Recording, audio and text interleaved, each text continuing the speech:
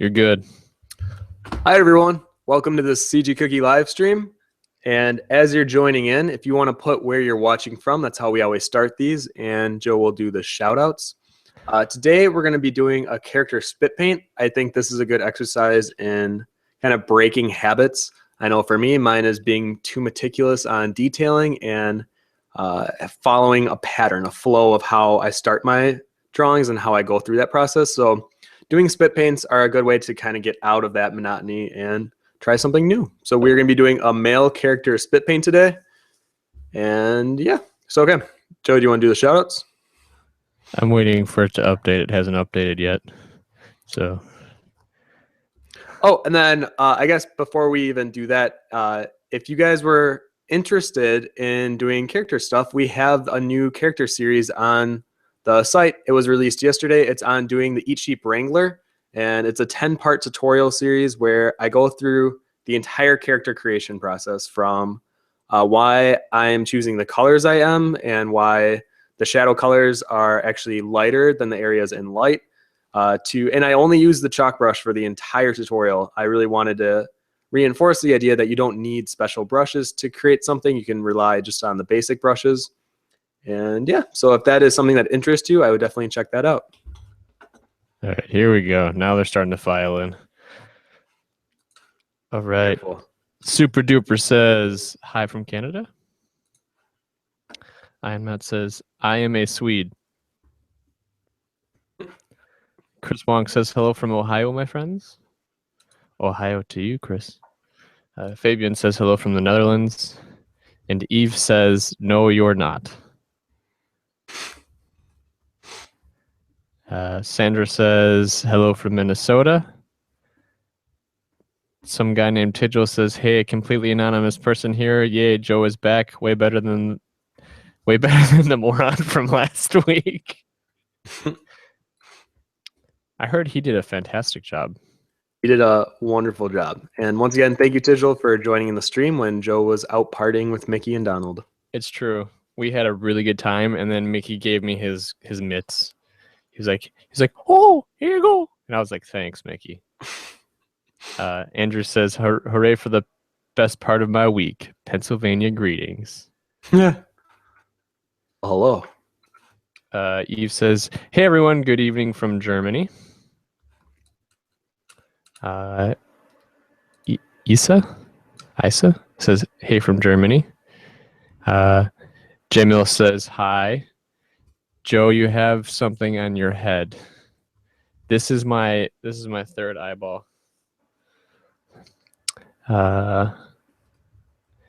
Valerie says hi from Moscow, Russia. Oh yeah, and I wanted to give a special happy birthday to Jensen. Happy birthday, Jensen. One of our viewers from across the pond, as they say, has a birthday today. So happy birthday, Jensen. He's probably not here yet, but or out, celebrating. Yeah. Because they're like, what, 6-7 hours ahead of us? I believe so, yeah.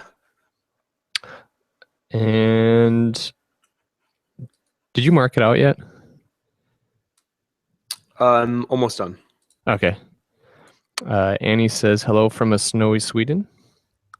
And Lord Zura says, I spit on my tablet all the time. How do I start paint with SPTI? And I'm guessing that's supposed to be spit. All right, now I'm done. All right, here we go. Hi, everyone. Officially welcome to the CG Cookie live stream. We do these every Wednesday at 2 p.m. Central Time. That's -5 GMT. And usually the topic is posted about an hour and a half beforehand. And today we are doing a male character spit paint. I was saying earlier that it's a good way to break the habit of just doing the same process over and over again. And especially for if you're like an artist like myself where you kind of feel like you have to follow a same routine pattern every time, it's kind of good to just shake it up and let your creativity wander on the canvas. And we had a character course that was released yesterday. So if that's something that interests you, it's a 10-part tutorial series. And the other news is that we are going to be running another mentorship workshop in April. So if this is something that interests you and you want kind of like a one-on-one personal mentor, Joe and I will be running that at the beginning of April. And the sign up will be, I believe, next Thursday. And there's only 15 spots, so if you want to be included, be sure to fill in before the other 14 or other 15. Okay, so I'm going to go ahead and, and my other kind of fun news that I got is I got my latest 3A toy. These are like those kind of weird, unique toys that I'm kind of obsessed with. And they have like all the individual fingers that you can bend. And I love that it actually is real fabric. So I'm going to have fun drawing him as he joins the rest of my collection. Okay, why don't we just go ahead and get started? I'm ready to do this character spit paint. Dino's Ref says, hello from Portland, Oregon. Yesterday was my birthday. So happy birthday to you too as well. And then I Am Not says, you pulled the plug last week, Tim. Convenient since you promised to give a clue about the contest. I'm watching you. I know, I thought about that as it cut. I was actually at the CG Cookie studio because I was at an educator conference and the power went off. It was so windy that the power actually shut off on me and I was like scrambling to get it back on. Okay, so I forgot to say, if you guys have any questions, feel free to ask. It doesn't even have to be specifically what I'm working on. It could be anything relating to digital art, concept art, getting a job in the industry, is art school worth it, or even fun things. We like to have kind of a mix-up of questions. And the other thing is when I am doing this, I'm going to be working in grayscale. I rely on colors a lot of the time to do my contrast, but I think it's a good exercise to also just challenge just purely on your brightness and value scale. So as I'm going to be doing this, I'm going to work with my chalk brush, and this was the example I did last week, and this is what kind of inspired the live stream idea. And I'm going to be working in grayscale and only with the chalk brush. So that is kind of the agenda for today's live stream.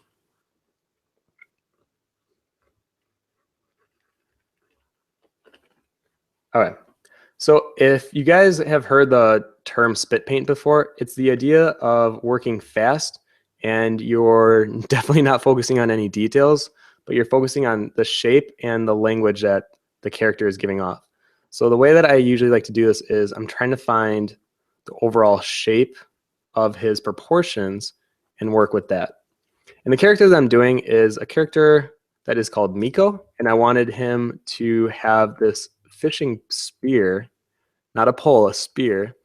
And this element of this weapon definitely adds a design element to the overall character flow. So as I'm adding in this pole, I'm being very conscious of how that's affecting the overall character silhouette.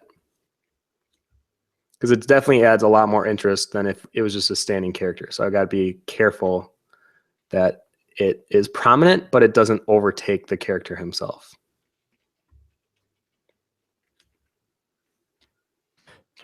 Joe says, it's actually my B-day as well. Did you guys forget?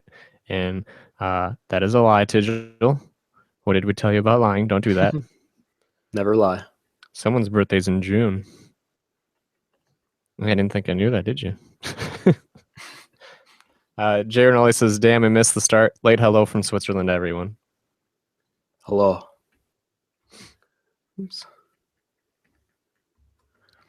So then as I'm doing this, I'm also looking for the general silhouette, and I'm going to try my hardest not to make him just standing in a like a basic pose. I want to actually give him some element of like walking or movement. So I think I'm gonna go for walking first. We'll see if that's the route we end up taking. And that's kind of the beauty of doing spit paints, is it doesn't have to be thought out beforehand. It doesn't have to follow any guidelines. You can have fun with it and be more free with the way you lay down your brush strokes.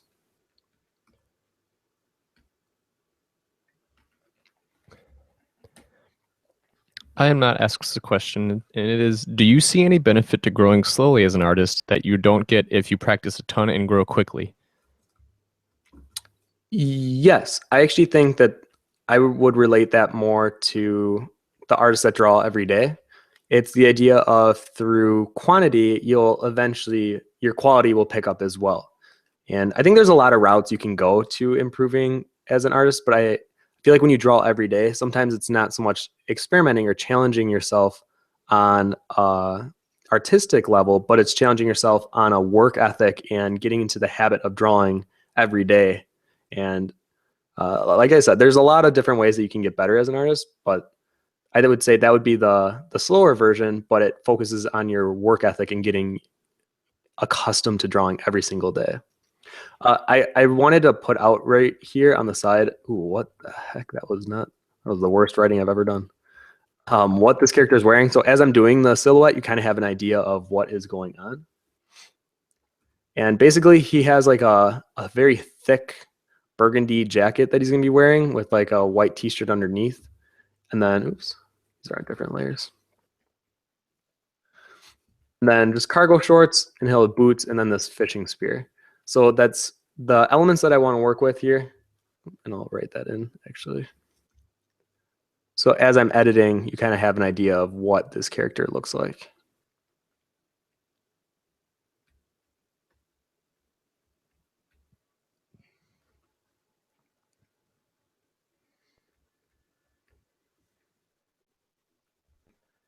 Okay, I'm going to make this a tad smaller because I want to make this fishing pole bigger. I think if we're going to go for this design element where we're working with this element, I'm going to really go for it.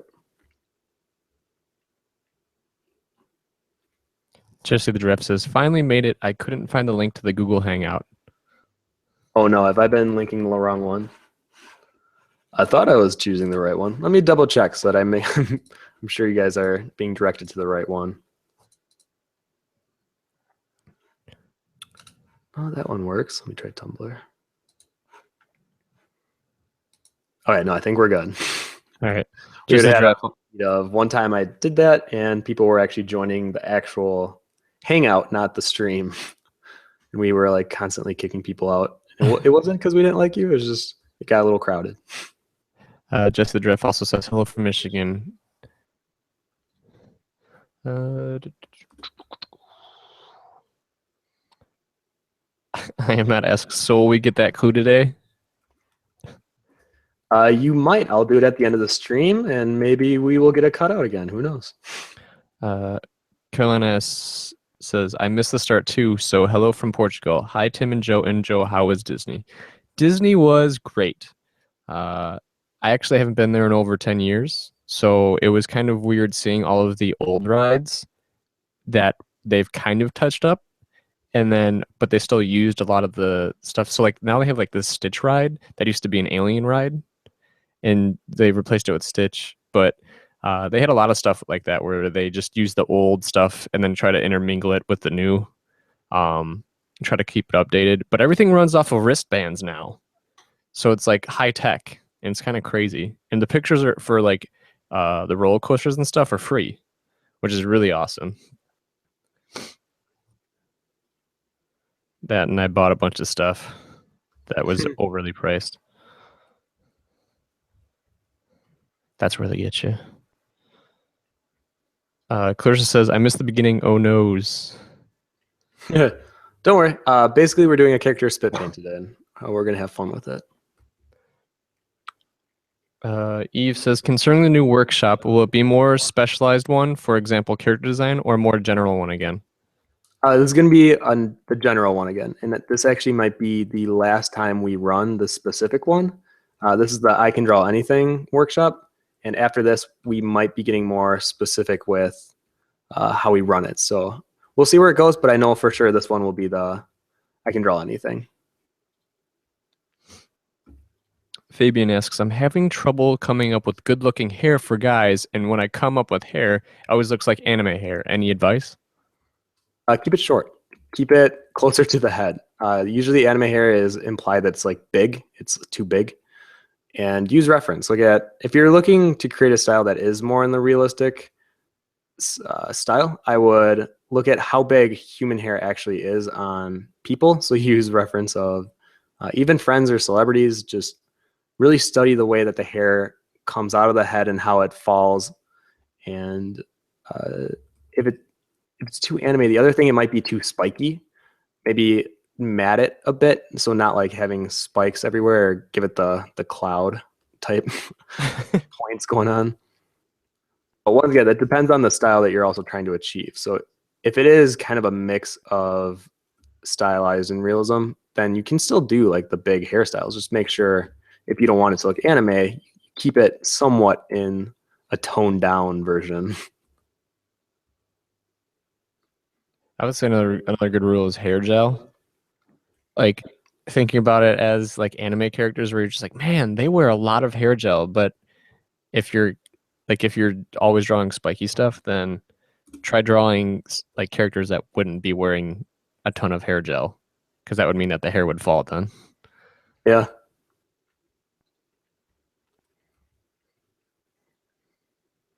Andrew McKinney asks, what movies are you guys looking forward to in 2016? Is this little animation film called The Little Prince, and I am ecstatic that it's coming to theaters soon. So that one, there's a Japanese animation movie. I think it's The Boy and the Beast, and that one is also coming to theaters. And That's soon, right? yeah, that should be sometime this spring. I think I feel like there's a big one that I'm just not thinking of at the moment. I know 2015 for me, that was like monumental. I feel like there were so many movies that were hyped and that came out. And 2016 is still promising. Oh, Kubo and the Two Strings. That was yeah. I was like, I know there's another movie that I'm really excited for. But in The terms of like dramas and stuff, there's not one that comes to mind immediately. And usually there is, so I don't know. the Boy and the Beast is actually coming out this week. Dang, really? Yeah, but it's only in select theaters. Oh, that's okay. I can find it. So like I guess the mall is showing it. We will have to figure out how to go all together. There's a field trip waiting to happen. Yeah, I really want to see that one. That looks really good. Because if you guys kind of knew that Studio Ghibli is in like this weird limbo state where now that Miyazaki is gone, they're not sure what they're going to do with the studio. So Japanese animation has been kind of on like a stalemate in terms of the movie production, not in the anime production for sure, but in the movie. So I'm hoping that maybe this kind of reinvigorates more attention to it, and hopefully Studio Ghibli won't go under. That would make me really sad if they close their doors. Movies that I'm looking forward to this year is I already saw Deadpool, which was fantastic. I love that.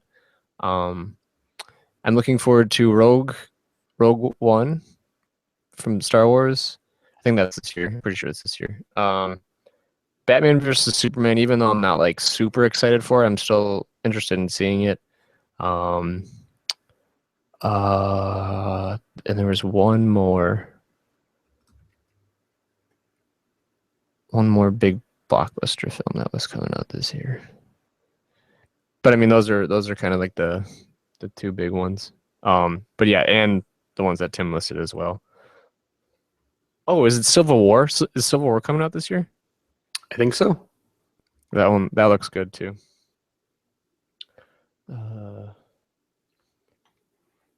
Really fast. Issa Sparklebox says, "Are you working on one layer at the moment?" Yes, actually, for almost the entire character, I'm going to be working on one layer.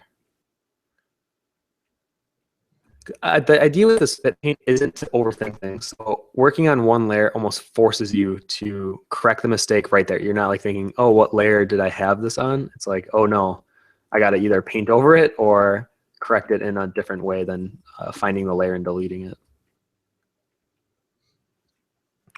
Jay Rinaldi asks, if you wouldn't be allowed to use Photoshop to paint digitally, what other software would you guys use instead? Corel Painter. I think that's the one that I've always been intrigued by the most. And I know deep down I probably should experiment with it more. It just, since I teach in Photoshop and I've become so comfortable with it, it almost seems like it would be hard for me to break the habit of going to Photoshop over another software. I constantly change back and forth between Photoshop and Paint Tool SI. It's just Photoshop's transform tools. Like everything is more convenient in Photoshop, but like there's something about Paint Tool SI that's the simplicity at the same time is very, very nice. But I think that's what I think Corel is kind of like the in between of those two. Yeah. Oh, Jernelli says, I bet Joe's excited for Suicide Squad as well. That's what it was. That looks Suicide Squad looks good. The new trailer is pretty fun. Yeah. Usually I'm like not a fan of superhero movies at all, but that one I was like, all right, we'll see what happens. Because if anything, it'll just be a crazy time. It'll just be like colors and weirdness going on, which I can get behind that.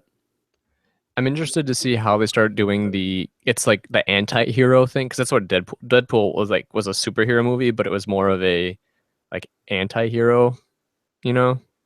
Yeah. And it broke boundaries and stuff like that. But like a lot of these movies that are going to start coming out, I feel are going to be kind of anti-heroish, which are always nice. Did you ever watch The Punisher? The one with Thomas No. Jane? Like that's a really good superhero movie, but that's also because he's an anti-hero and it's another breath of fresh air. Yeah, I think the superhero market is a bit oversaturated at the moment. Yeah, I feel like and that's not going to stop anytime soon. Unfortunately. Actually, As you know long as what's they keep weird? making movies I enjoy, I could care less. Keep making all the blockbuster superhero movies they want. Yeah, it was weird at Disney. Everything was very focused on the princess, like the princess thing, and there weren't any they didn't have any Tarzan stuff there, which was kind of crazy. Uh, the only Big Hero 6 thing we saw was Baymax. Like you got to take your picture with Baymax. A lot of it was weird. They were kind of hiding a lot of the older stuff too. Like there wasn't a whole lot of Aladdin, you know. There was tons of Star Wars. Like everything was Star Wars and Frozen. Ooh, Yeah. that's a combination. Like I'm not complaining about Star Wars because I like it, but at the same time I feel like I really liked Hercules. Hercules is like my favorite Disney movie, or like Mulan, but they didn't have any of that stuff anymore. It was weird. Yeah, I think they look at this is gonna sound bad, but like what financially brings in the most. Yeah. And I remember reading that Mulan didn't do very well because Hmm. I think that's a great movie too. Sandra asks, is spit painting always done digitally? Uh, Good question. I think it is. I think because it always implies digital, but you could do it traditionally. I think it's the same idea of just working fast and without overthinking things.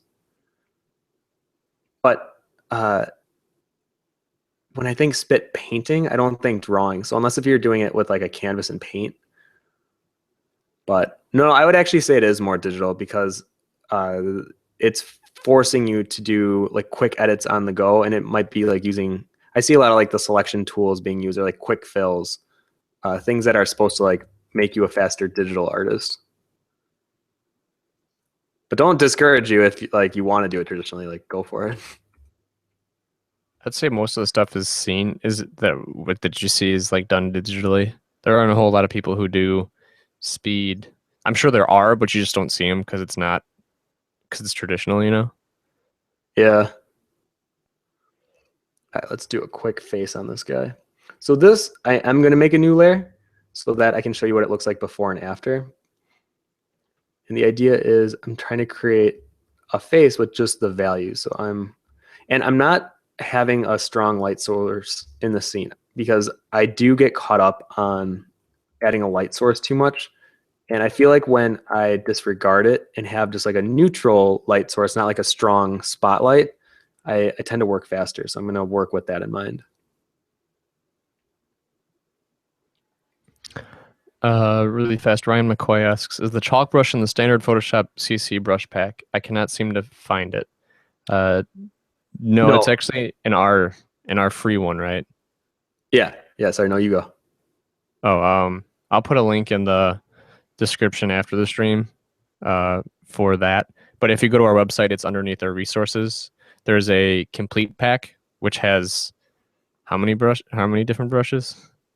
I A believe lot. it's over. Oh, the basic one I think is like 13 to 20, but then the full one is over 70. Yeah.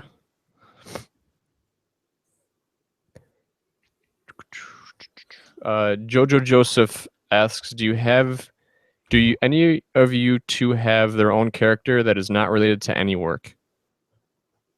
Do you? any of you two have an own character? Like in OC? I'm guessing that's what they mean. Yeah, no, like an OC. Yeah, this is actually one of them. This is Miko. This is my fisherman guy.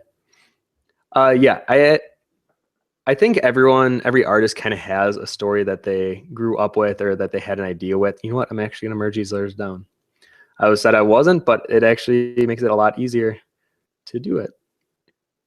Yes. So, what was it saying? Oh yeah. So I think everyone has their own character or story that they get into art with, and usually it's very derivative or they're like copying from something else. I remember I was really big into Digimon growing up, so I created what I called Ziggymon at the time, and they were just like dumb little creatures. But the idea was still, it was stolen from Digimon, obviously, but then the creatures themselves were original in a sense.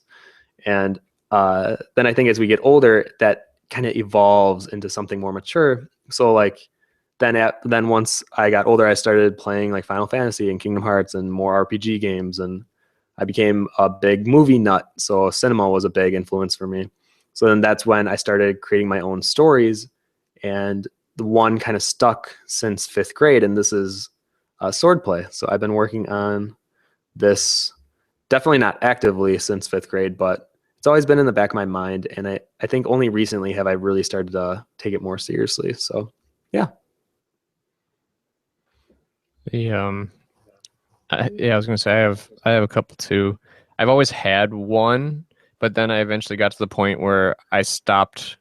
Like that character, like you said, evolves over time depending on what's going on in the life. But then it came to a point where I stopped drawing that character because I was like, I don't want this character to look like me anymore. You know what I mean? So I started Oh, I branching do off not know what you mean.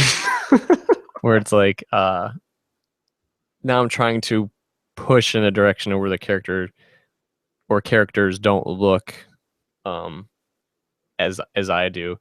But that's a struggle in itself, you know, because it's like style and whatnot. But you know, a lot of my characters end up looking still relatively the same, where they all have long faces and whatnot. It's just like No, I totally embrace it. I like the idea that most of my characters look like me. yeah. But that's a theme for your story, isn't it? Where it's like based around you. True. Life events. How dramatic. Uh, Sandra says Zootopia. I saw a preview for that. I saw probably a good 15-minute preview of that at Disney World, and it looks awesome. Yeah, I'm excited to see it. That's gonna be a fun movie, and the environments and the design. Oh man, those were fantastic. Actually, we watched Good Dinosaur last night, or me and my other roommate, and the environment in that is just gorgeous. Like every scene could be a wallpaper, a desktop wallpaper. In the storytelling elements, I really, really like the ending. I'm still a little conflicted about, but I love how Disney seems to be evolving as a company, where it's not relying so much on it being aimed just for kids. I actually felt most of the friendship that happened between the dinosaur and the boy, like I could relate to.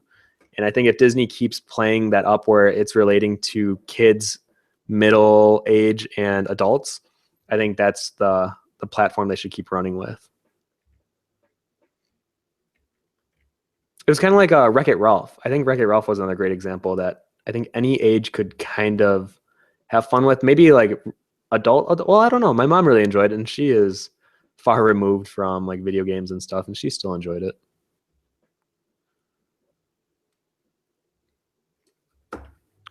Fabian Dornbos asks, "Can you give more information about the workshop? What kind of things will be done? And I would love to sign in for it, but I don't know what I can expect."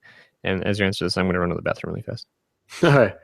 So the workshop is more of a mentorship. I don't even like calling it a workshop anymore. It really is just like a one-on-one mentorship. And the idea is for 5 weeks, I work closely with you on really zoomed in assignments that are targeting a specific section of art, whether it's values, materials, lighting, rendering. And as we go through each week, I try to treat each student on an individual level and try to work with what you may be struggling rather than what the class may be struggling with. because I think it's almost insane to teach an entire class the same thing in the same amount of time. So some students in the past I've worked with slower, and I've given them more like individual assignments to work on instead of the main assignment that the rest of the class is working on. And the end goal is to have a jump in quality. And I remember when I first set out to do these, it was the idea of I always relate your skill level as like on a staircase and taking steps up, or sometimes you take one back. And the idea is to take not only a few steps, but you can see a good leap up the staircase. And that's kind of the idea behind the workshop. So yeah, it'll start in April, and we'll have the sign up most likely next Thursday out. So yeah, if that's something that interests you, definitely check it out. And on our DA page, we have past results from what someone was able to do week 1 versus what someone was able to do at the end of week 5. So if that's something that might intrigue you, I would check that out too. Roberto asks, how would I sign into the workshop? So next Thursday, we'll have a link that we'll share on all of our social stuff and probably on the site as well. And if you click that link, it'll take you to this page that explains what the workshop is, how much it is, what to expect, and that's where you would sign up.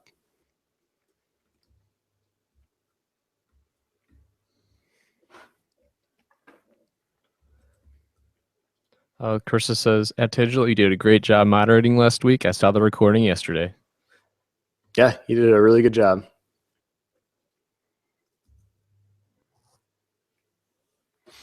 Okay, so this is a good example of where this arm feels kind of funky to me right now. So I'm just going to grab my selection tool, grab it, turn it.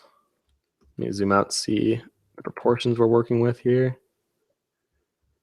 Maybe even make it a tad smaller. No, I kind of like it bigger. And fill it in. So the idea with the spit paint is to not overthink or worry about how it looks. So even actually right now, it's still looking a touch off, and just constantly editing on the fly and working fast. So don't worry about the minor details so much as looking at the big picture. His head seems a little tiny.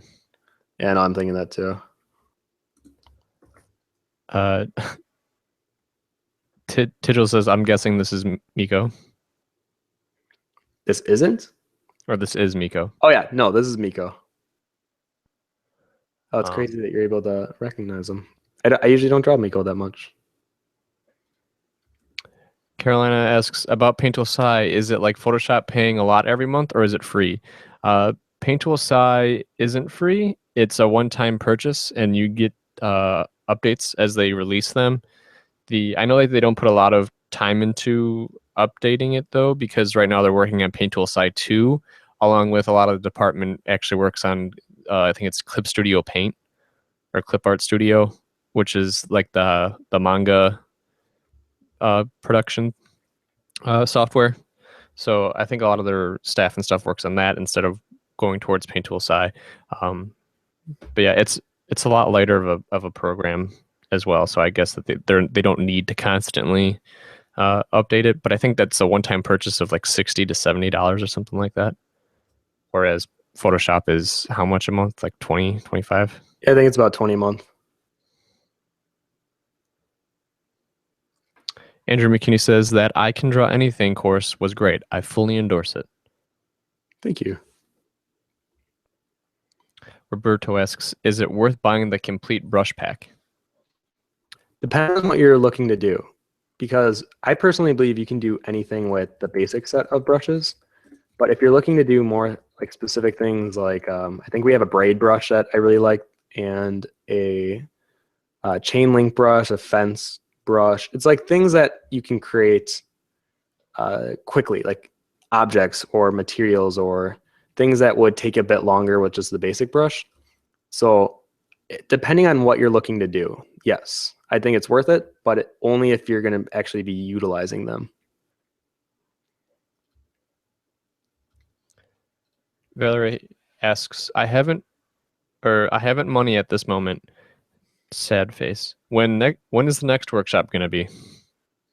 Never. This is it. This is the last I can draw anything, but the next mentorship style workshop will probably be in, I want to say the fall, but don't hold me to it.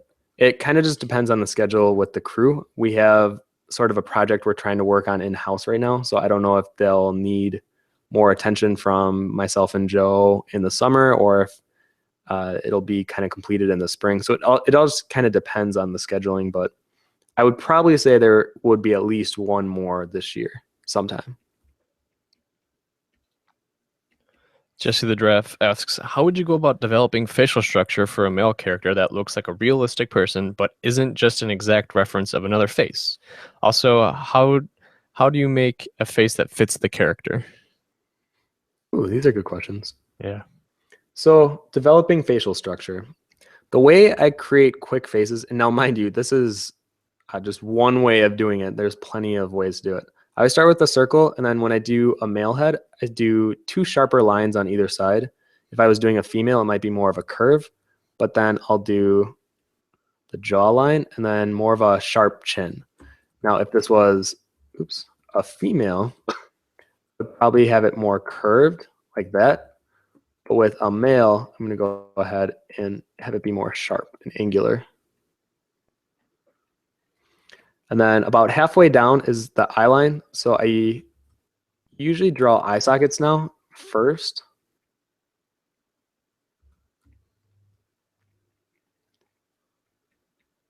And then I know that the nose is about halfway down.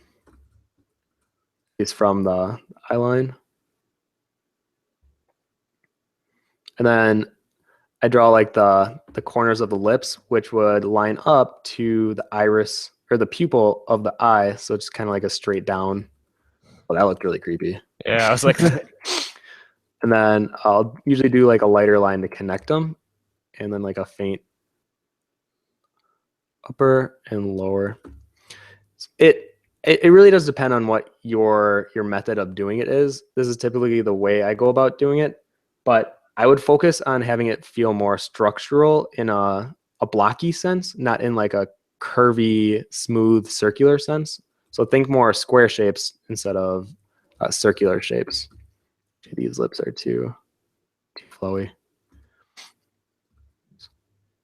And in terms of how do you make a face that fits the character, think about what they've been through. Think about their environment that they've grown up in. I know that this sounds kind of strange, but when you take into account all the elements that the character had growing up and into his life, that will reflect on his face.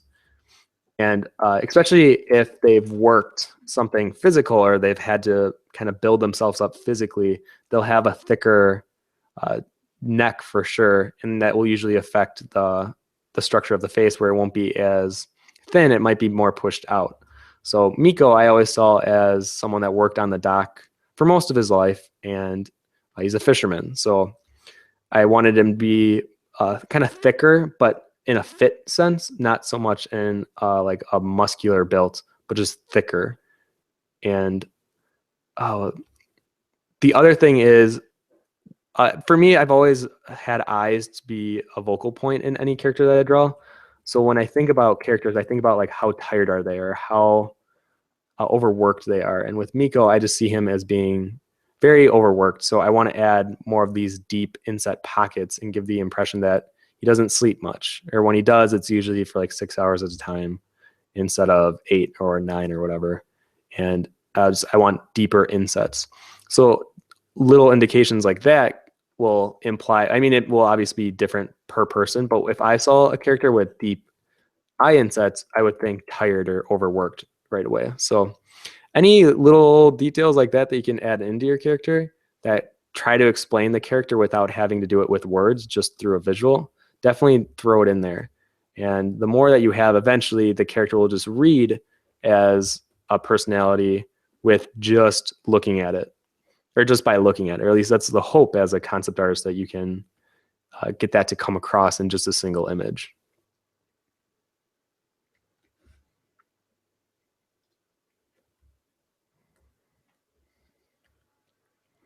Oops, I don't want them looking too mellow. I want them to look touch more intense. Digital says, digital blushes, ...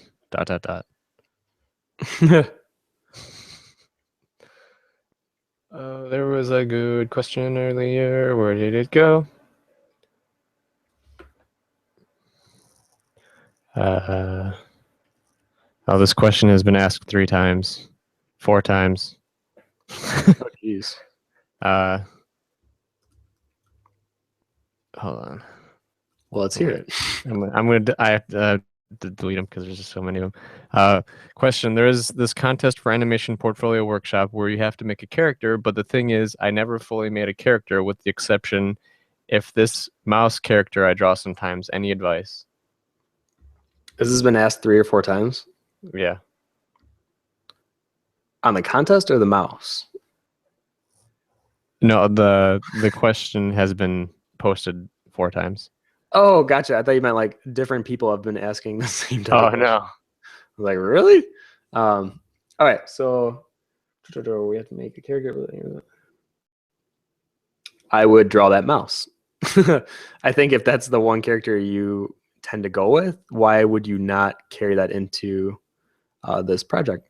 But if you do want to create an original character, create one that kind of speaks to you as an artist. Like, what do you enjoy drawing? If you like sci-fi more, maybe do more of a sci-fi character. Or if you like fantasy, do fantasy. Or maybe if you really like Pokemon or something that's more animated or cute, I would do something in that style. Or let's say you really like horror video games and movies, then I would definitely do something that is more grotesque, more gory. And I think that will just speak volumes to you as the artist, and it'll have your personality shine through in your work. Chris Wong asks, hey guys, I was looking for an art schools along the East Coast, and I was wondering if you know anything about Pennsylvania School of Art and Design. I do not. I only know a few of the art schools on the East Coast, and then down in Florida with Full Sail, but I have actually never heard of this one before. Yeah, neither have I.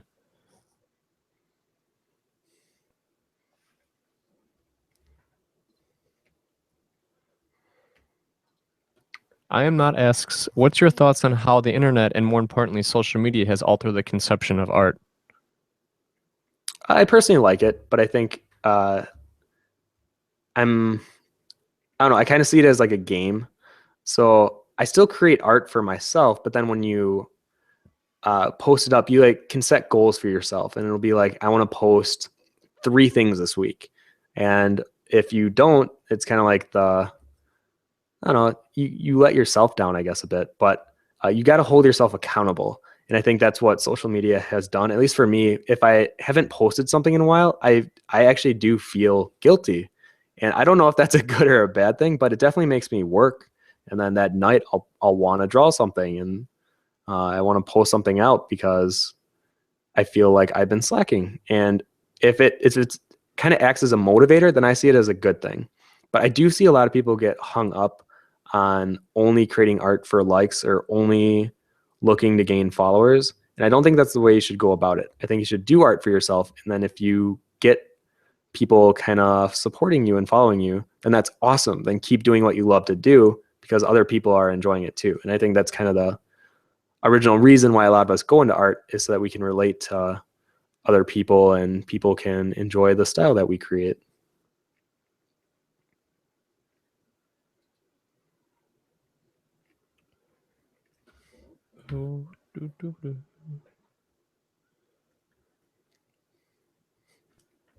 Chris asks, any chance on a summer workshop? I don't really want to participate during the semester.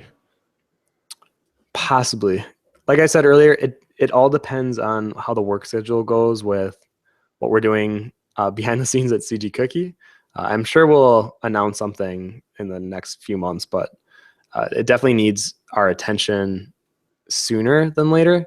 So I think if we can get our section done before then, I think we could, but realistically, I don't see it happening. So I don't want to get your hopes up and then not have it at all, at least during the summer.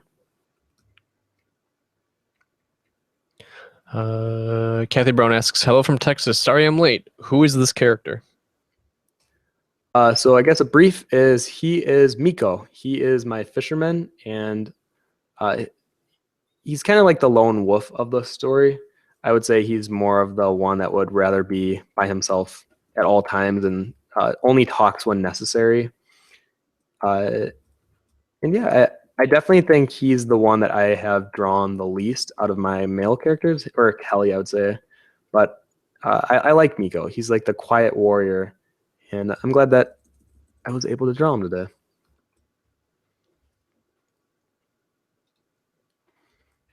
Oh, and I guess the reason he has a fishing sport is he works on the dock, and I wanted the idea of him training under this older fisherman because he kind of has the family issues as expected with kind of like a lone wolf character. And he ran away and lived on the docks, and this older fisherman guy kind of took him under his wing, and he's been living with him ever since. So he grew up on the dock, learning the way of being a fisherman, and he's very simple, but he definitely holds a lot of kind of anger, I guess, inside. And that's the idea behind Miko, at least his role for the story. Yes asks, "Did you see Deadpool?" I did. I love Deadpool. I think that is the best superhero movie I've ever seen. And as Joe was saying, I know it's an anti-hero movie, but I still think it was one of the best in terms of just being like clever and inventive and different. I really liked what they tried to do with the genre. Yeah, definitely push boundaries. Yeah, I loved it. I definitely want to see it again. I feel like sometimes when I see comedies like that, like if it really hits me hard the first time, I don't think it's like amazing, but I'd have to rewatch it again just to make sure that the jokes were as funny as I claim they are. That's what my fear is of watching that movie again. It's like, do I want to see that movie again? Because Or will like I just find hold it? it in like this high esteem. Yeah, will I find it funny after a second go? I think I will, but I'm still kind of scared because I really liked it just the one time around, you know? Yeah, no, I totally understand.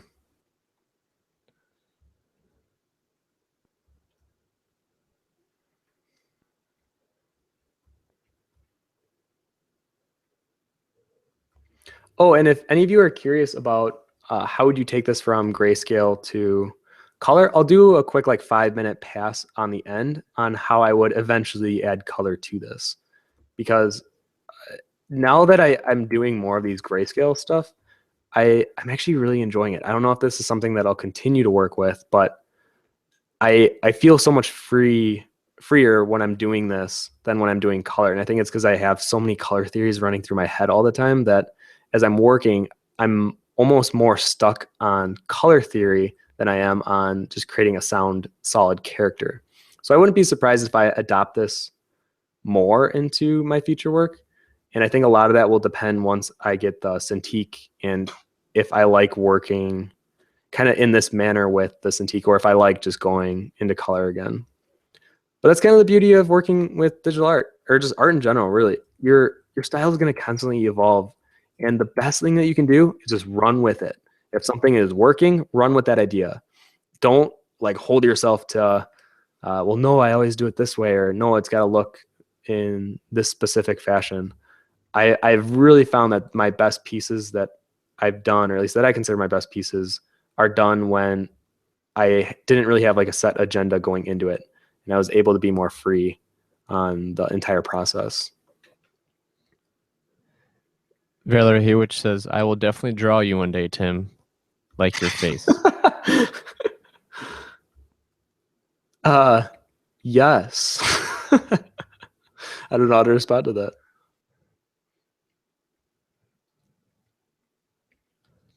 Sigil says, "I feel Joe is going to buy a shotgun, especially for this." He says, "But I still haven't seen Star Wars."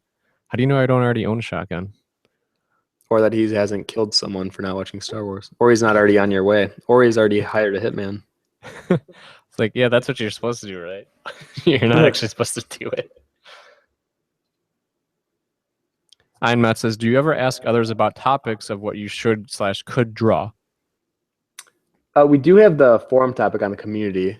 And admittedly, I should do one of them. I think I work a lot with like what's happening in my art life at that moment, and I run with it. Because when I get excited about something, I feel like the results are better when I am kind of in the moment and I'm going for it. So yeah, I definitely think I need to check out more of what they suggested and then pick one to follow up with. I was thinking about starting commissions again. Commissions. Yeah. Like, oh, I gotcha. Yeah. Yeah, I might do that. But that's not until after I get all my work done. And actually, if any of you are kind of curious about doing commissions, I think it's a great way. Usually, and a lot of the times it will probably be fan art, or the other half is original characters. But I see a lot of fan art, and you might think, "Oh, that's bad, isn't it?" Well, no, because one, it gets you drawing. Two, you don't have to have like a set creative expectation. It's more of like a technical expectation, so you can focus purely on your technical level of skill. And then usually, if not always, fan art generates more buzz than original stuff until you become more of like a well-known artist. But when you're starting off, I can look back at like my old DeviantArt. I did like Treasure Planet fan art. I did No More Heroes. I did a lot of Digimon. I did a lot of League of Legends. And I think if you do them intermingly and then eventually fade off into doing more original stuff, I think that's a great way to get started, and especially doing commissions to, get a little money on the side as well. Actually, it reminded me of when I used to do commissions, and I always felt like I was producing something that wasn't good enough, but then like the person would get it and they'd be like, "No, this is awesome. I love it. I wouldn't have gone to you if I didn't want you to do it." And then now I'm like, I haven't really done commissions in forever, so I'm like, is my stuff not good? You just question it constantly. So I might need that pick me up after so long. Yeah. Jim has a really good question, actually. It says, if other people who aren't into art love what you draw, then why do you personally try so hard to be very accurate in your art? For example, I love drawing for myself, so I want to perfect the art, even though most people around me like everything I do. Wait, so even though most people around me like everything. Oh yeah, no, this is a great question. This is all about having that balance. I talked about this. Hold on, I'll write it on the side. I talked about this before and how I think this is such a daunting thing for artists. Okay, so when you're younger, you're having fun. You're drawing creatures. Your imagination is running wild. There is nothing that is limiting you. You are limitless. And a lot of times you're being inspired by the cartoon shows or the movies that you're watching. But when you're a kid, you don't have any thoughts of, does this look realistic, or is the lighting accurate, or do the proportions seem right? So you're just purely having fun. So then as you get older and you kind of find that art is the general path that you want to go into, then that's where you enter art school, or you enter into the phase of being technical. This is when you start to learn about color and lighting and value and form. And this can drive people crazy. I've been there before. I've been in this pool of being over technical with my work, and it can be bad. When you're not having fun anymore, I think that's when you start to lose motivation, or you kind of have this idea of, I don't even want to do this anymore. So be careful with the technical side. It is important though. As much as it might seem like, oh, technical is so negative, it is important, because if you can master, or at least become more acquainted with lighting and color and form, then your work will have a better quality to it. So the idea is, you're always supposed to be dabbling with the technical side of things, but then eventually you want to have fun while you're doing it too. So when the difference between the two funds are, the first one has no technical ability. It is just pure imagination, but the quality and the technical skills are usually amateur. And then as you're older, you get this new fun thing where you're able to pull from the hardships of what you learned in the technical side, but now you're creating things that you genuinely enjoy creating and you feel proud of the end result. So that's kind of how I always see creating art for yourself versus focusing too much on technical. So I think there should be a good balance, and you got to find out where yours is. Oh man, we have so many good questions lined up. Perfect.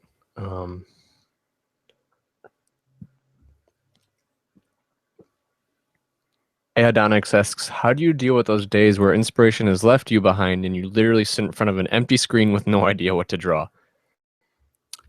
Those days, I typically rely back on doing like reference stuff. So I kind of outed myself. Whenever you see me on like Instagram posting pictures of like celebrities or something that I've drawn, it's usually because my inspiration that day was not that great. It's been dry. So I would still force myself to draw though, unless if I found something I could do that could be inspiring. And a lot of the times it's just doing something that I haven't done before. My roommate has kind of got me into the habit of going to this coffee shop once a week, and something new usually happens every time we go, and I can get inspired from that, or I'll see something in the city that I didn't notice before. So almost forcing yourself to get inspired is a good thing. Oh, here's a really good one. I was painting our kitchen yesterday, and I opened up the paint, and it's actually, I'll do like a little sketch here. So it's just normal green paint, but then we added this like a scent thing to it. It's like a French vanilla oil. So as we poured the oil into the paint, it created the craziest like dune canyon look because the paint and the oil didn't mix. So the oil would like just dupe or like settle right in, and it would create these pockets that looked like caverns or canyons or something. And it was really cool. And then as I started to mix it together, it created this like really crazy cool look. And I pulled out my phone right away and I started recording it. And I know that this probably sounds really dorky, but I recorded it, and I'm going to use a lot of those patterns and those swirls that I saw in some of my art that I'm doing that's more on the abstract side. So don't be surprised when something strange happens and it might be something as mundane as mixing paint, and it's how you see everything. If you start to see the world in a creative manner, then inspiration will hit you anywhere and everywhere. So start to see everything as a inspiring event, not just like, oh, I'm mixing paint, or oh, I'm just taking a walk outside. Start to look at the trees around you, look at the bark, look at the patterns that it creates.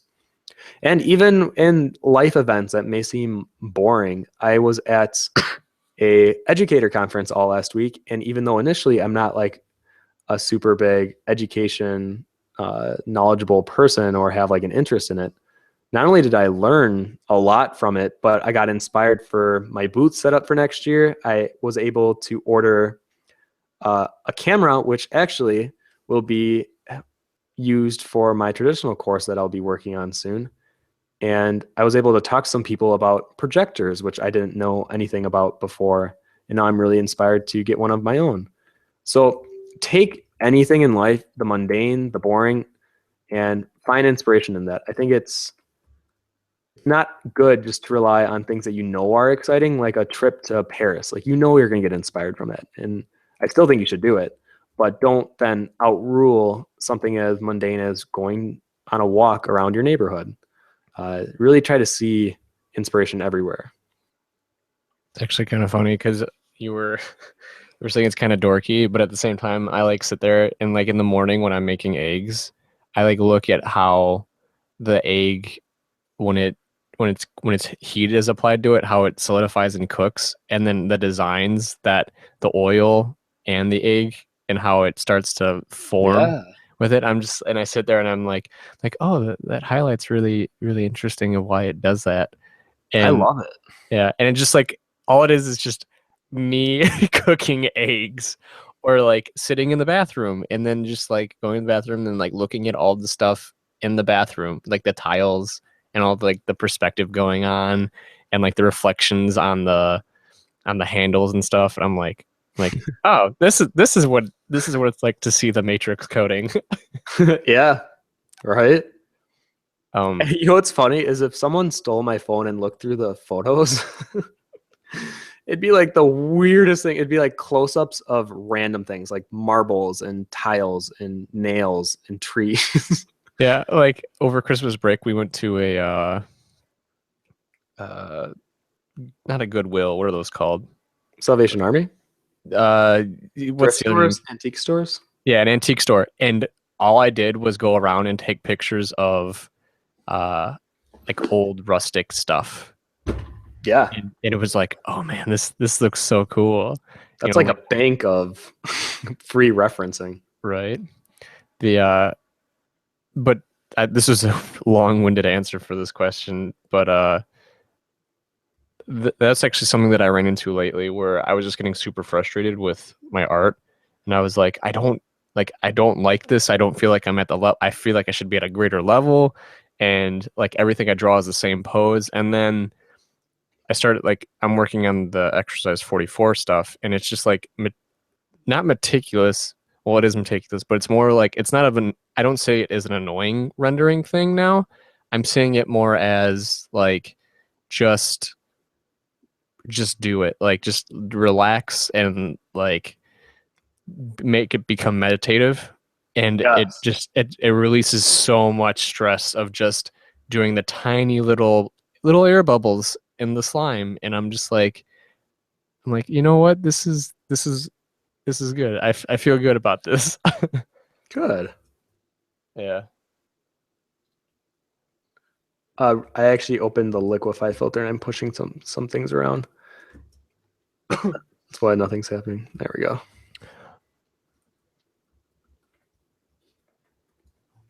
Nick Knack asks, speaking of commissions, what is the best pricing method? One thing I've seen other artists do is like a character bust for $25, a waist up for $35, full body for $45, etc.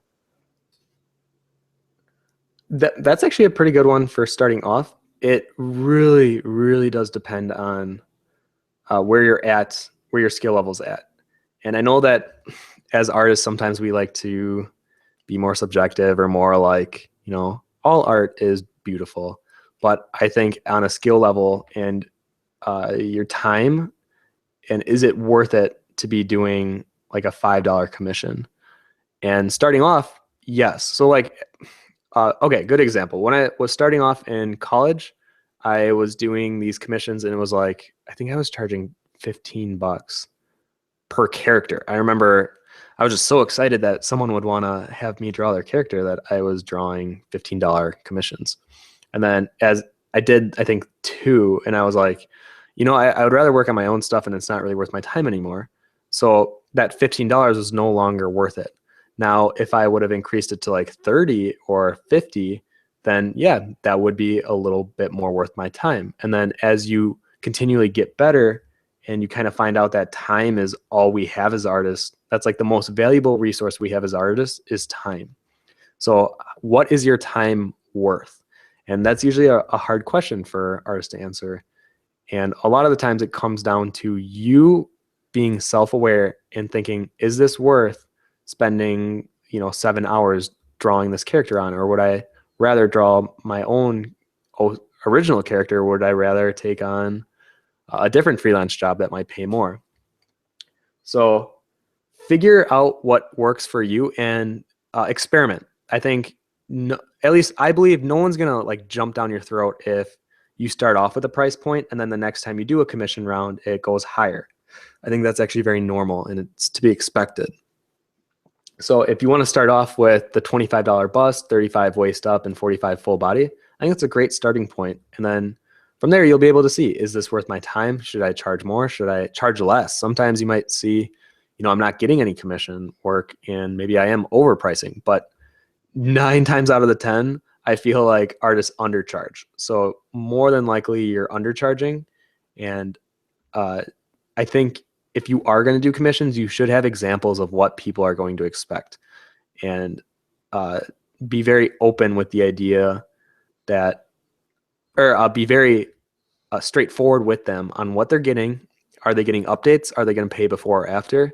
And the more open the conversation is between you and the person, the better the outcome, the experience of actually doing commissions will be. Because if things get lost in translation and they don't like the end result, then you get this weird problem where you might even get into just the annoying struggle of if they don't pay you. And I don't want that to happen to any of you guys. I've heard horror stories from my friends of not getting paid, or they would receive the image and then just not answer. They would completely ignore any and all contact from that point forward. And then I just watch my friends waste time trying to contact the people. So be honest and open the entire time in the commission process, and be updating them constantly so that they know what they're getting. Because then if they don't like the end result, you can be like, well, I've updated you twice now. Why didn't you say something earlier? And then you have more of a platform to argue back, and don't get taken advantage of. I see too many young artists getting taken advantage of. And the easiest way to overcome that is to have a good communication. That never send full res pictures. Yes. Always send a low, like not like super low to the point where it's pixelated, but never send like the 300 resolution, 5,000 by 5,000 image. Send like a shrunken down version of it, so that way they can walk away with that, but it's still not, the final product. Well, I think if they pay you, you should still give them the high res. Oh yeah, if they pay for it, definitely. Oh, you're saying like if they haven't paid for it yet? Yeah. Oh, Especially if it's work in progress stuff. Like, there's no reason why you need to be sending over high res. Yeah, agreed. Oh man, I forgot what I was going to say about this too. The idea of completing commissions on time, and the idea of being punctual goes hand in hand with an actual working job as well, like a 9-to-5 job.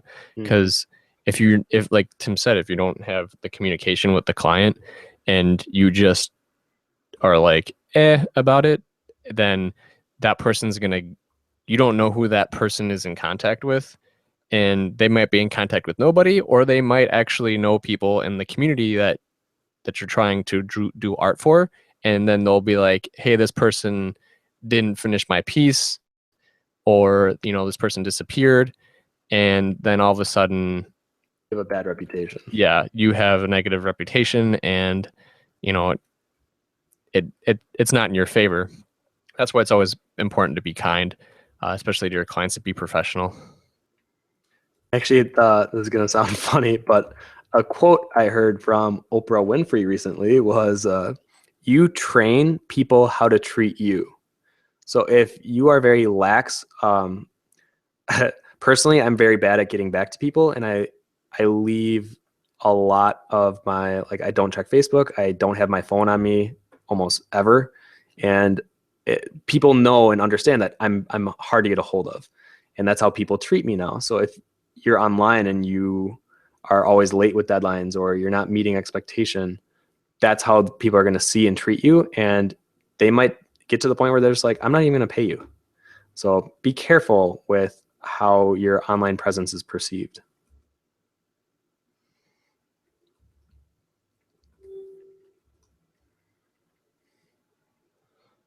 Okay, I want a happy question now. That was kind of a very serious one. Yeah. Sirkishi asks, on the subject of eggs, have you ever done any art of different kinds of food, and how would you go about it? Yes, on all the CG Cookie studies with like the fruit or the candy. I feel like there was another, berries. That was another one. It's definitely an interesting study each time, because I feel like I learn so much about things that I either eat or I see all the time, but I don't actually know. I think the gummy bear was one of the biggest things I learned from, and just seeing the translucency of, or the subsurface scattering, I'm sorry, of the gummy bear, and learning how to recreate that digitally. So I was able to take that knowledge, and now I can apply it to whenever I do anything with subsurface scattering. I do always think back to that original gummy bear. So I think there's a lot that you can learn from doing food studies and anything organic. am like a big believer in organics. So food is like a great, especially like fruit or vegetables. I think those have so many interesting looks to them. If you choose the interesting ones, I think maybe like black cherry might not be as interesting, but even that, I still feel like you can get like a color understanding from it, or you can learn something about rendering the highlights. So even the like simple things like that, you can still learn from. Actually interesting. I was thinking about this the other day because I know we talked about how you don't like hard surface man-made cold things, and I was like, you know, it's kind of interesting because then you don't. I guess it's because it has no soul. And I was starting to think of like, do people think of objects as having soul? You know what I mean? Where it's like you see something that has been clearly sat there for a while and it has worn, like it's worn down, and you could tell that this whatever this object is, it's been through time. Yes. And I'm wondering if that's why you don't like the clean sci-fi stuff, because it seems like there's nothing to it, and it's not uh it's like fresh produced, so it's like it's like new, and it's something about it. Like there are people out there who love new stuff, but I'm starting to realize as I get older that I'm appreciating things that have gone through hell and back, you know. Mhm. And they start Yeah, to like build a character behind them. yeah, and that's actually one of the things that I loved about uh the Dark Souls concept art, was that everything looked like it had been through hell, and it's like dirty, and I love it. And the reason why I like the Star Wars versus a lot of the newer sci-fi stuff, because sometimes if you're putting an object in an environment and it doesn't look like it's fitting, probably I want to say like 6 out of 10 times it's because the object doesn't look like it belongs because it's too clean. Yeah. It's like clean objects are boring to me. I love seeing like a rust mark and like there's some like iron residue around where the nail was put in. It's like, why? How did that happen? What did the surface get wet? Was there some erosion going on? Like there's things that can make you think, but if it's just like out of the manufacturer factory, it's like, oh, okay, clean, cool. Right? It's like that the new car smell versus the car that you've had for over 6 years that smells like McDonald's. I'd say we got like 15 minutes left. I'm gonna go ahead and maybe do like a slightly cleaner pass on the face because I feel like the whole character I have, this would be considered my base foundation. And from here, I'm gonna go ahead and start cleaning up some areas. But as a spit paint, I still want to try to be working fast. So we'll see how it goes. Hopefully, I don't get too wrapped up in the details. All right, I'll try to get through a lot of these questions. Sileni RTV says, how do you finish a piece? Sometimes when I draw, I get inspired to draw something else. No matter where I am in the piece, I'll stop to do a new one and sometimes never finish the previous piece. How do I finish my work? By finishing it. I get what you're saying. I have that feeling all the time where I'll be working on something and like I'll go out for the week or something or a weekend and I'll see something while I'm out and I'll be like, oh, I want to draw that. And that original piece, I'll either work on at a later point or I've kind of trained myself to finish what I'm working on within the week, unless if it's like a big illustration project. But if it's something like this character that I'm doing right now, this Miko spit paint, I'll probably have it done by this weekend.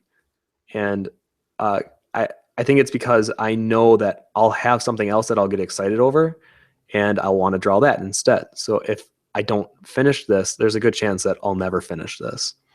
So it sounds like you are self-aware, which is awesome because then you can kind of train the way you do art around your personality and almost like force yourself to finish it and be like, I'm not going to be touching this once I leave this desk.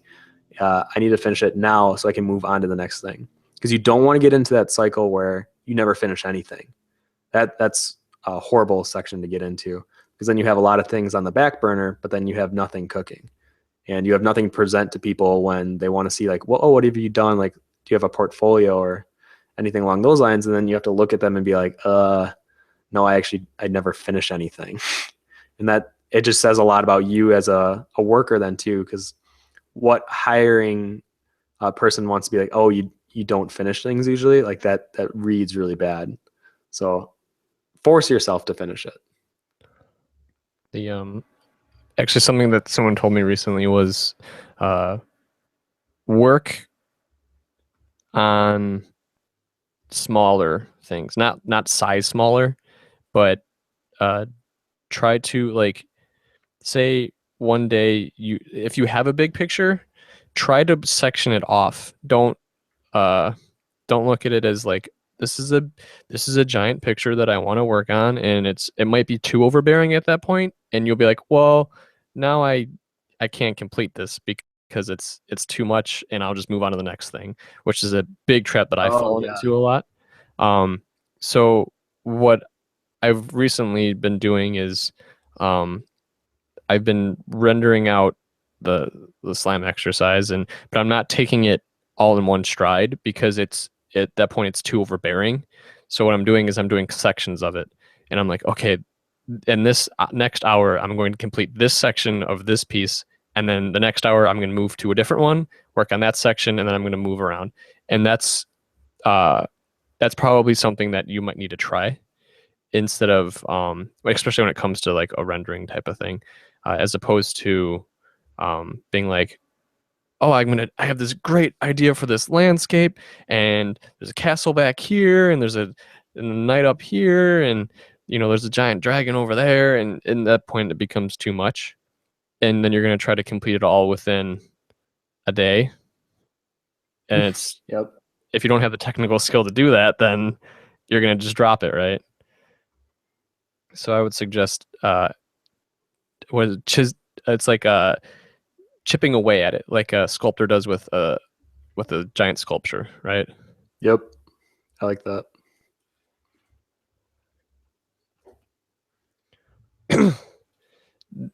Dinos asks, I've worked really hard to get at the level I'm at, drawing every day for a year now, and it's not fun anymore. Art is really the only skill I have, and I'm hoping for a job in the art field. Is there any way to reinvigorate my passion for art? It could be what I was talking about earlier, where you might be too technical with it. If you're not having fun with art, that is not a good thing. Then you need to really take a step back and look at, why am I not having fun? And obviously I don't know you personally, but I think if you were able to look at every aspect of when you are having fun versus when you aren't having fun, a lot of it might come down to, mind you that this is more of a guess, but I'm guessing it is either more focused on technical, or it's you're trying to meet an expectation of yourself that's unrealistic. Maybe you aren't an artist that should be drawing every day. I don't think I'm an artist that should be forcing myself to draw every day, because I don't think I would have fun with it. And if you really know yourself as an artist, you need to follow that, because if you try to force yourself to be something you're not, you won't enjoy it, and then you'll end up not having fun, like where you're at right now. So try to remember what is fun for you when you're making art, and keep doing that and only that. And then after a while, then you can start to throw in more and more. But if you're at this point where you are not enjoying the process at all, or just even creating art seems to be like a chore for you, then I would take a break, and I would really try to analyze why you feel that way.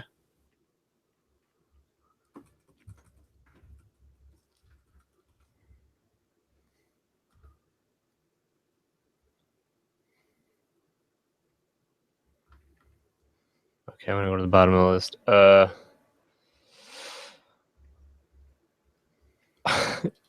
She says, damn, we went from eggs to Dark Souls. Yes. I'm super pumped for 3, because 3 comes out in April. Yes.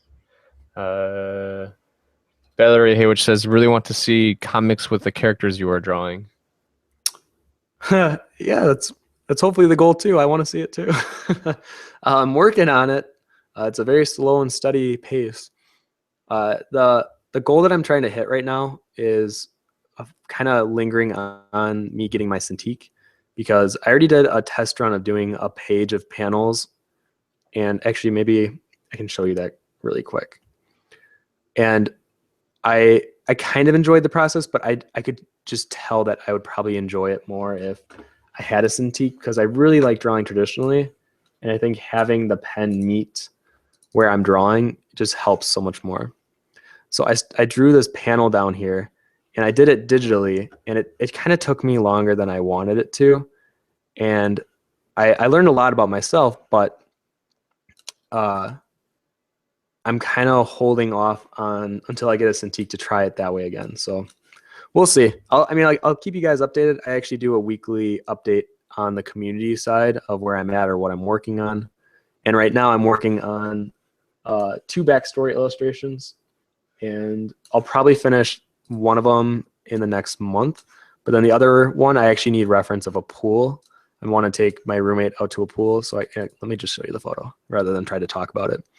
And take reference photos of her floating in water, because I want a specific shot. And here it is. So here's where I'm at right now with it. And I really want to capture, even though I'm trying to stay away from realism too much, I still want the clothes and the way that the clothes adhere to the skin feel natural, because otherwise I think it could just look corny. And I want this to come across more delicate and in an accurate sense, and then have more fun with the colors. So yeah, that's kind of where I'm at with this. And yeah. Nell Burton says, what size is your canvas, and how do you decide what size canvas to use? I always set it to 300, but don't know how big to make it. Yes, so I would always recommend doing 300 DPI. I learned that was like one of the first things I learned when I was in college. Is I did a project and I did it at 72 DPI, and then we had to print it and present it, and mine looked horrible. And that was like one of those moments where it'll never happen again. So ever since that moment, I've never worked below 300 DPI. And then in terms of the size, I think conventions have kind of trained me to work in a printable size. So I usually work bigger than 8.5 by 11 minimum, or I feel like lately I work in square sizes because it's easier to post on Instagram, or it was when they only allowed square formats. And I was like, oh yeah, I can cater to a square format. And I don't know why that was the thing that trained me. So even this right now is, this is actually larger than what I normally do. This is 14 by 17.5. But I mean, for what I'm doing, it's probably too big, but I wanted to zoom in and do more detailing. So the processing power I have on my computer can handle it. But when I was working on my laptop, I couldn't work at a large size like this and have it not lag. So if you're experiencing some lag, then I would definitely turn down either the size or the resolution. But if your computer can handle it, I don't see the problem with working at a larger size. Jamil says, it's okay if you're dorky, Tim. I was mixing food coloring and water, and it hit some vegetable oil, so I pulled out some glasses, filled them with water, put a little oil on top, and dripped a single drop of food coloring on top. Try it. I recorded it. That's awesome. Yeah, if you got to know me, I'm actually pretty dorky. The things that I enjoy doing are not like the typical things that people enjoy doing. And get inspired. Like I honestly do believe if you start to see the world as anything and everything being inspiration, then it'll hit you more frequently than not, because then you're ignoring it, or you're not seeing the beauty around you, as they say.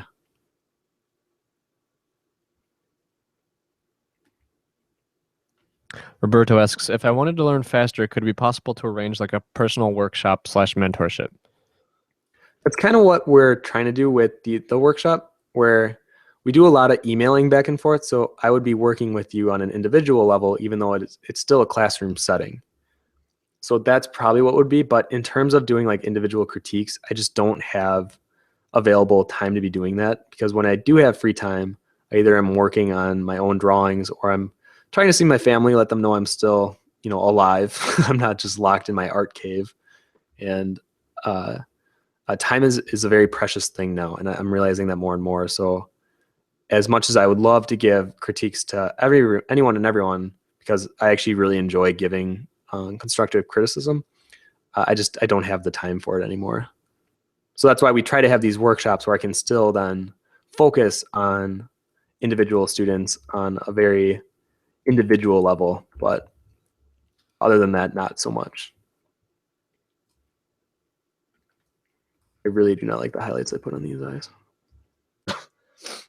Annie asks, I really struggle with backgrounds, and that's something I try to fight off. I do love your characters, Tim, but can you possibly draw a background for a live stream in the future? Yeah, I'll give it my best shot. I know I definitely am more comfortable doing characters, but I do need to get more comfortable with environments, especially if I'm going to be doing this this project here. So yeah, I definitely think that's something I could whip out on a stream. Dino asks, do you still find art relaxing even though you're always thinking about technicalities? No, that's the beauty of it. I don't think of the technicalities anymore. Like they're already so lodged in my head that I can go on autopilot, as I call it, and I'm not thinking anymore. I'm just truly enjoying the process. Usually when I'm drawing, like I'm thinking of something else. This is going to sound kind of bizarre, but like if I wasn't on a live stream right now and I was just drawing this character in my own time, I would probably be listening to music. I'd have a movie on in the background. There might be a TV show. Like there's things that I'm doing. I don't have to think so much on the technical side anymore. Unless if I'm like specifically challenging myself with something that is more technical.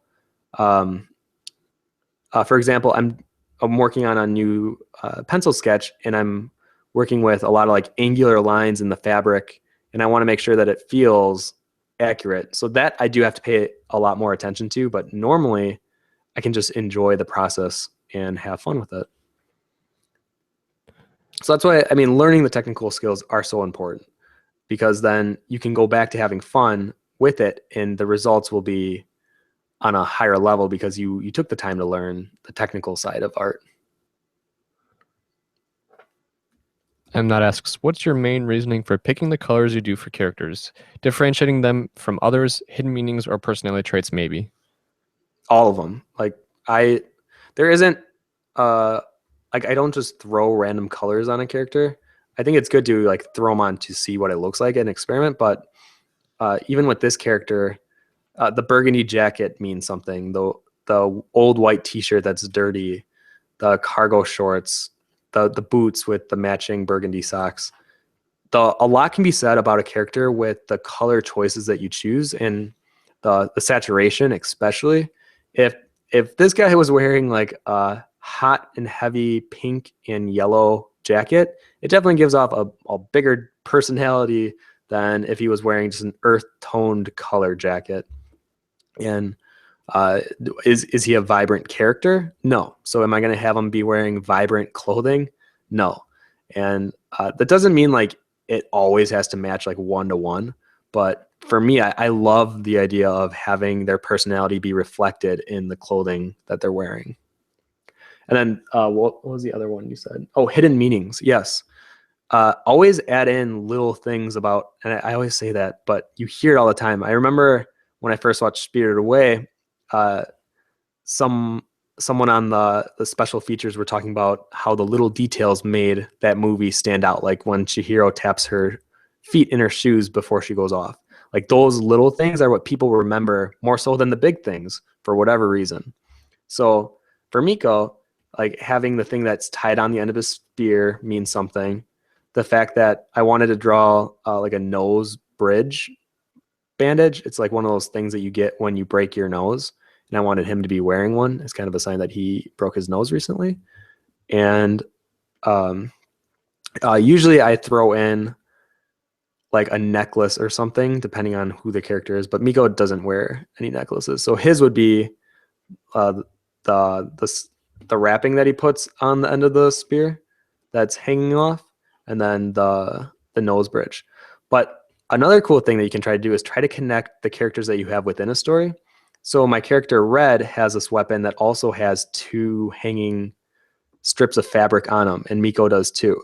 And in this world, that means something when you wrap something and have two kind of strips of material just hanging down.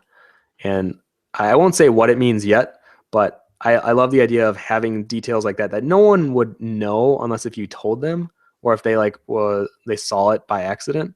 But to yourself, it's that extra like world building detail that for you makes it so cool to add on, because then it's like little Easter eggs for yourself. And then if anyone wants to try to find them, they can. But for the most part, most people that see things will not go that Sherlock Holmes on your work and try to figure everything out. But for those that do, it's a nice little treat for them to have to find. I think that's one of my favorite things about the Dark Souls series, is that there's so many of those little tiny things, but they never quite tell you exactly what this means.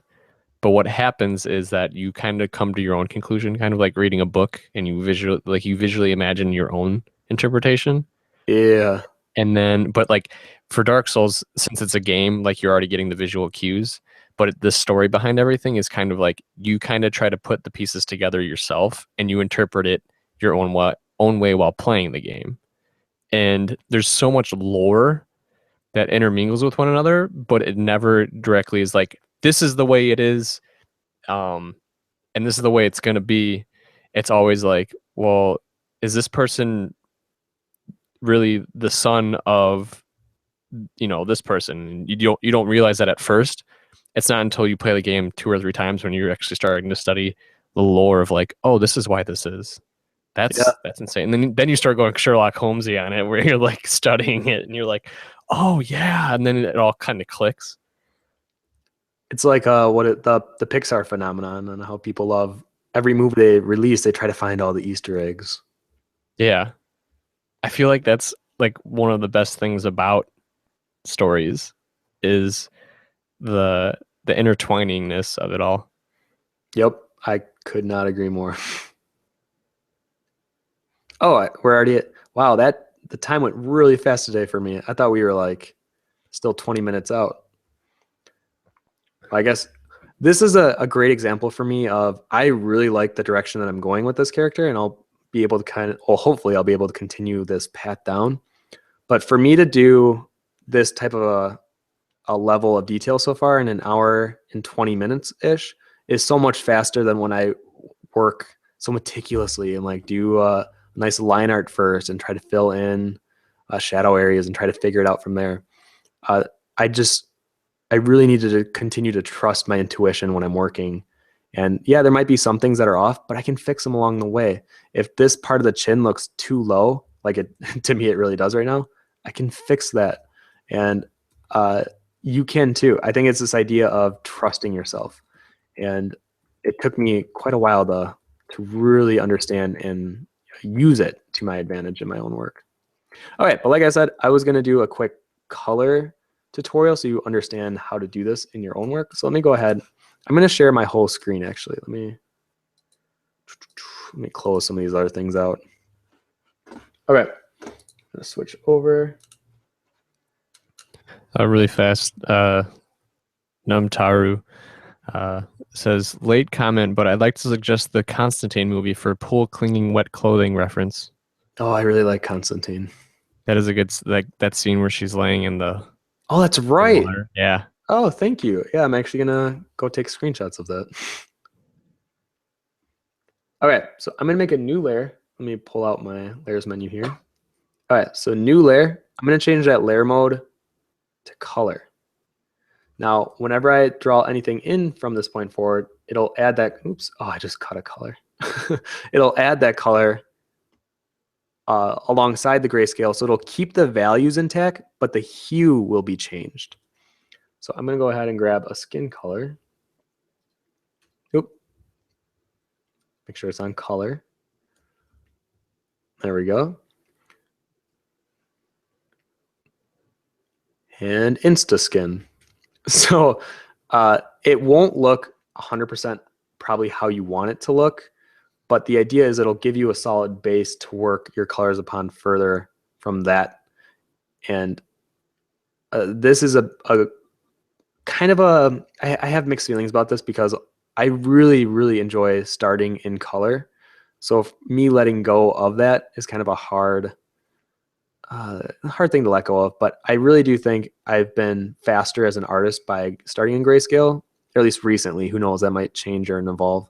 But as of right now, I can see what is working and I'm having fun with what's working. So I need to follow that path, because otherwise I'm hurting myself if I don't follow this continued fun process of creating my work, and I'm more efficient as well. So I need to continue following this path. So now I'll zoom in on the face. We kind of do more of like a focused how to color this. So I can see right away the eyes definitely stand out. There's no fleshy colors in the face. So that's something I want to add in. But first I'm going to do foundation on the eyes. So I usually choose gray as my base for the eyes. I do not use white. I think that's a misunderstanding that the white part of the eye is white, where the cornea of the eye is actually like a gray of some sort. And he has piercing blue eyes, so I'm laying out a base to create those eyes on top of.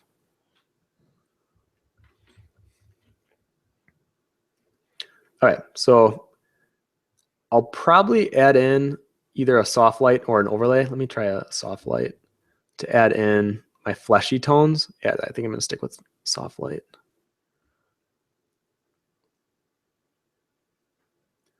And then the lips, I'm gonna keep very subtle right now. Male lips can be tricky to blend in the flesh colors, because if you make them too fleshy like this, it can come across as like a lipstick or a lip gloss. And if that's not the look that you're trying to achieve, I would build it up slowly. I wouldn't try to rush into building up the color. If anything, I would work with a very desaturated color. So like this works a lot better than the pinky salmon color that we were working with.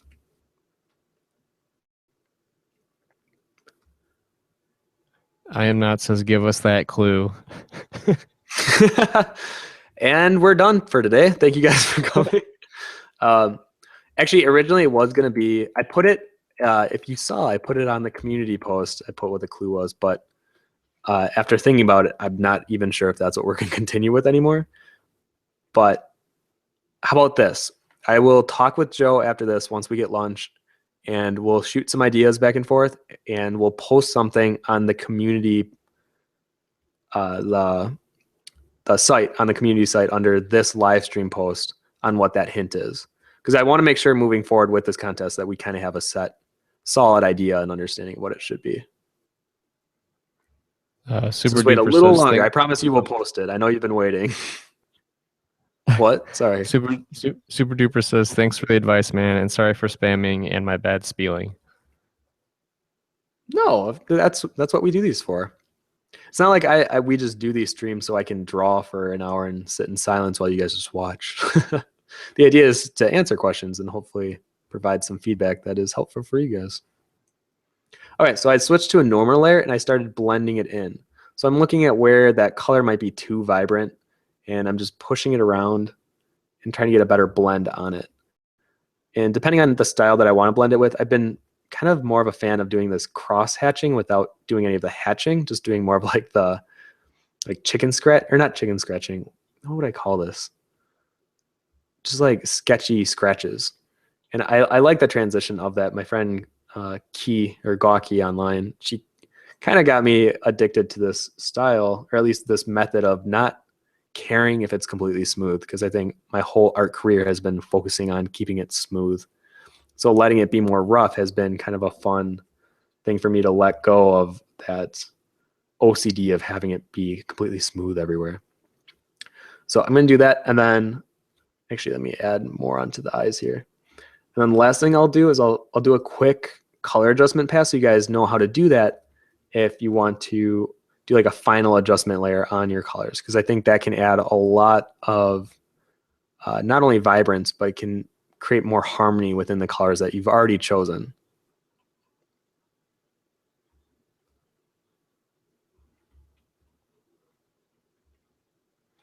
Let me zoom out and see what this looks like. All right, definitely it would need more of a color pass, but I'm going to go through a color adjustment. Or is there a question? Maybe I'll answer it while I do more adjusting here. Tigil says, hashtag the dorky art community united. Hashtag I actually hate hashtags.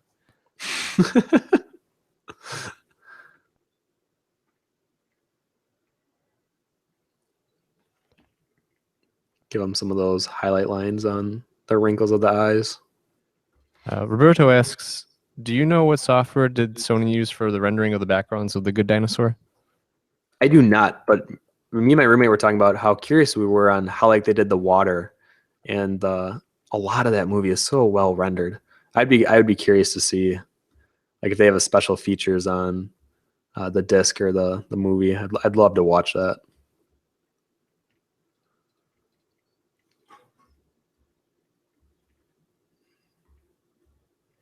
All right, so let's say that we were really happy with the colors, even though I think this needs quite a bit of work on the colors. I think just relying on one color pass is not the right way to go about doing it. Oop, let me add some more flesh to that nose. The nose was looking too flat. And maybe some yellows. So then if we were at a point, oh, you know what? Let me add some blues too. Hold on. I'm doing the color range of the face where it's red in the middle, blue on the bottom, and then red on the, or yellow on the top.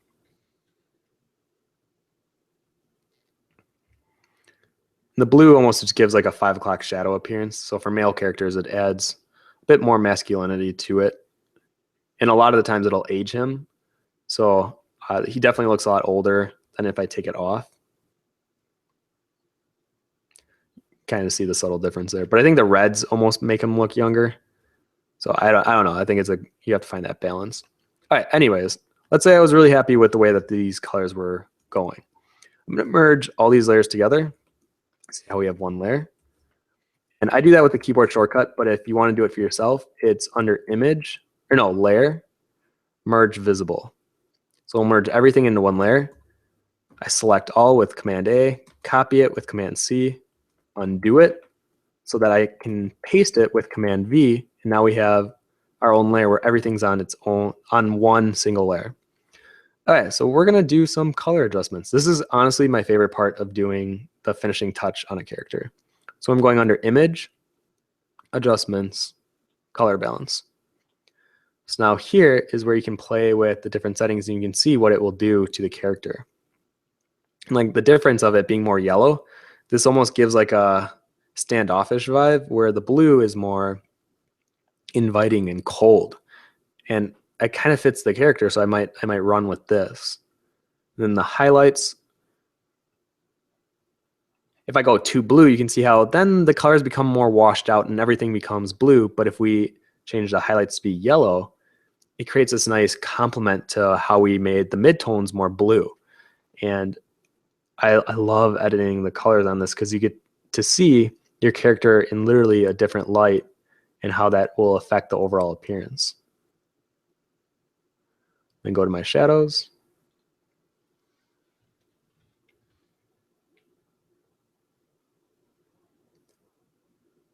Do it around there.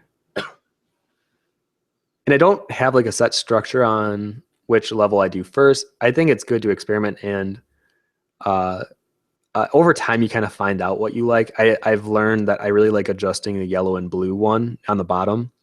And if we choose OK, now when I do before and after, you can see what it looked like before the color adjustment. After. Definitely creates a more cooler sense. It's in cool, I mean cold, not as in like he's a cool guy. And there's more purple tones throughout. And that was just by editing the yellow and blue filter. We didn't add purple. We edited the amount of yellow and blue in the scene. So I really like the direction this is going in. And I think I will push forward with it. But that is one thing you can do. And another really quick one before we end off the stream is vibrance.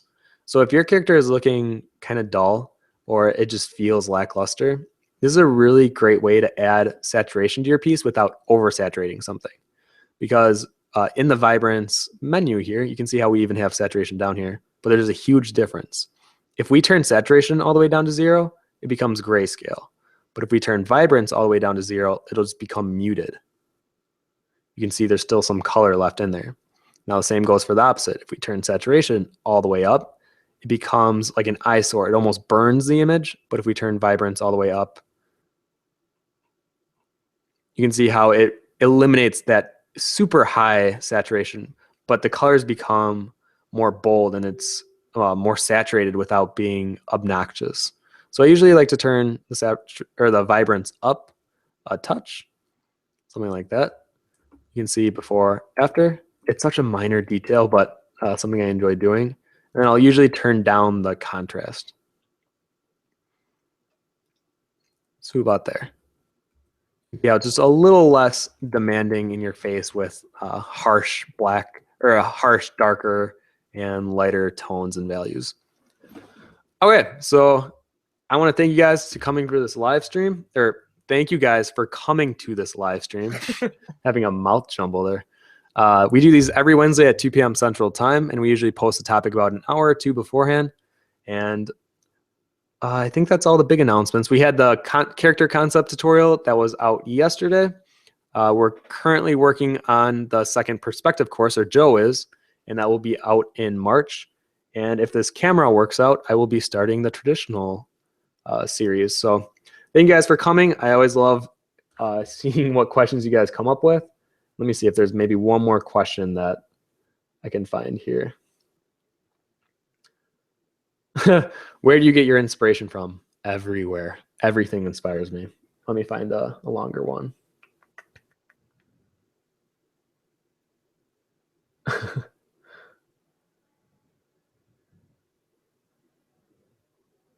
All right, here's a good one to end off from Clarissa. As a rule of thumb, how often do you think one should post on the internet? Like I said earlier, it kind of depends on what kind of an artist you want to be perceived as. If you want to be seen as a draw everyday artist, then you should be posting every day.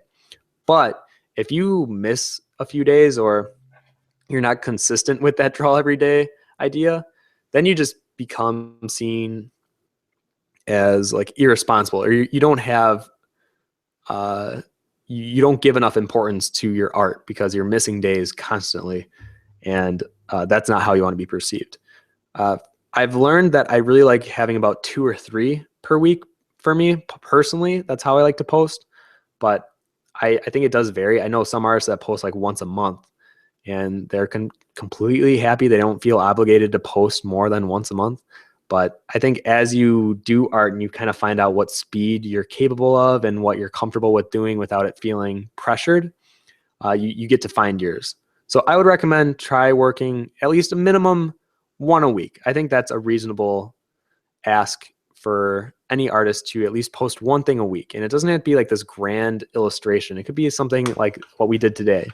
If I spent a little more time on it and cleaned it up, I think this would be a perfect example of doing a post. And I would just post it on all the social networks. I don't think you should limit yourself to just one. You know, get into Facebook, DeviantArt, Twitter, Tumblr, ArtStation, DrawCrowd, all of those, or maybe like choose 4 or 5 that really speak out to you, because you never know where someone's going to find you, and you don't want to hold yourself back or limit yourself to just like DeviantArt if maybe someone doesn't even have a DA account, but they're always on Instagram. And if you don't have an Instagram, that person will never find you unless they hear you through someone else. Okay, so that's all I have. Do you have any ending remarks, Joe? Look forward to the results of the exercise 44 on Friday, and yeah, perspective course comes out in a couple weeks, part 2. And I'm trying to think if there's anything else. Draw every day. Well, yeah. Perfect. All right. Thank you guys for coming, and hopefully we'll see you next week. Bye. Bye. Bye.